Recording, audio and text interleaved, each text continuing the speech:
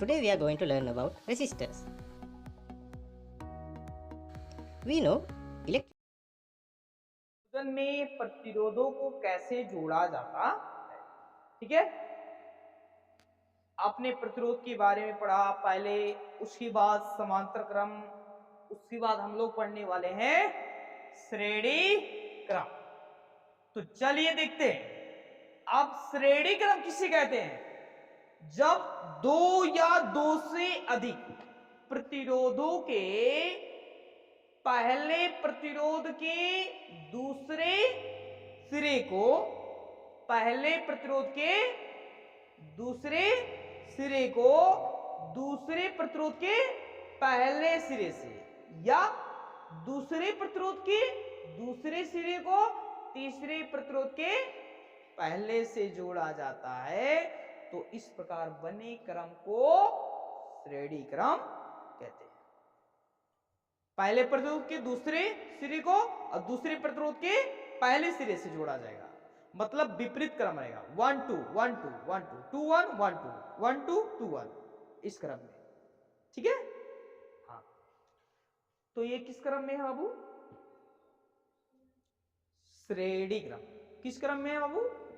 श्रेणी क्रम। देखो, ये पहला सिरा, ये दूसरा, ये इसमें इसका पहला सिरा, ये इसका दूसरा, इसमें ये पहला सिरा, ये दूसरा सिरा, ये आपका R1 पहला प्रतिरोध, R2 दूसरा प्रतिरोध, R3 तीसरा। पहले प्रतिरोध के दूसरे सिरे को दूसरे प्रतिरोध के पहले सिरे से जब जोड़ा जाता है या दूसरे प्रतिरोध के दूसरे सिरे को और तीसरे प्रतिरोध के पहले सिरे से जब कनेक्ट किया जाता है, जोड़ा जाता है, तो इस प्रकार बने परिपथ को हम क्या बोलेंगे? श्रेणी क्रम संयोजन। कौन सा क्रम बाबू? श्रेणी क्रम। तो लिखेंगे यहां ऐसे R1 कामा R2 कामा R3 किस क्रम में? श्रेणी क्रम में है। और जब श्रेणी क्रम में रहेंगे तो इसका तुल्य प्रतिरोध कितना हो जाएगा? तुल्य प्रतिरोध बराबर कितना हो जाएगा? R = R1 plus R2 plus R3 हो जाएगा। तो R1 की वैल्यू 4 5 6 कितना आएगा? 15। तो कितना ओम होगा? 15 ओम का। कितने ओम का? 15 ओम का। ये टोटल होगा R1 R2 R3 15 ओम का होगा पूरी परिपथ में, जितने परिपथ में लगे प्रतिरोध का। अब देख रहे हैं दूसरे वाले फिगर में, ये भी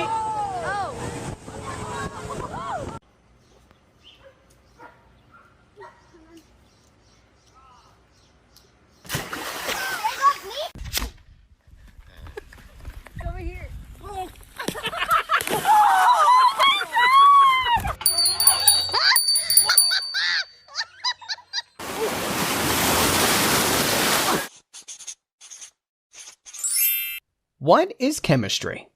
Chemistry is the science of matter. This may sound simple, but chemistry is a complex and broad topic that covers a wide variety of fields. From the core of the Earth to the farthest reaches of the universe, chemistry is everything and everywhere. Chemistry, a definition. Chemistry is the study of matter, including its composition, properties, and structure, how it changes, and how it interacts with energy. This is a pretty simple definition that sums up what is actually a complex and fascinating subject.